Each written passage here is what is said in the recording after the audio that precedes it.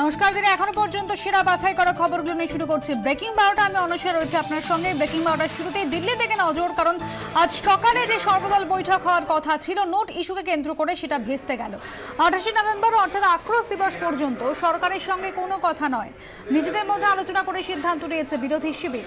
আজ সকাল 10টা নাগাদ রাজনাথ সিং এর ঘরে সর্বদল বৈঠক হওয়ার কথা ছিল, তার আগে নিজেদের মধ্যে বৈঠক করেন বিরোধীরা। সেখানেই সর্বদল বৈঠক নিয়ে সরকারি সিদ্ধান্তের সমালোচনা করা হয়। বিরোধীরা অভিযোগ করে 13টি দলকে না ডেকে বিরোধী ঐক্য ভাঙতেই 5টি রাজনৈতিক দলকে ডাকা হয়েছে। যদিও অভিযোগ উড়িয়ে দিয়েছে সরকার পক্ষ, তাদের দাবি সর্বদল বৈঠক নিয়ে অযথা বিভ্রান্তি ছড়াচ্ছে বিরোধীরা। সরকারিভাবে কোনো সর্বদল বৈঠক ডাকাই হয়নি বলে জানিয়েছেন সংসদ বিষয়ক মন্ত্রী আনন্ত Kumar. After that, Ghulam Nabi Azad was of the opinion that the unity among the opposition which have been set up, that should not be divided. So he requested Anant Kumar ji to convene the meeting of the all opposition parties who are together.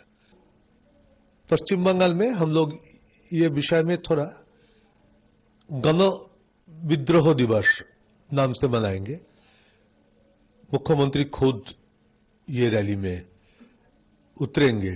She will lead the rally on 28 and it will be a miraculous big rally after the recently declared by-elections in West Bengal, which you have come to know the differences and the merging. So 28 we will observe together.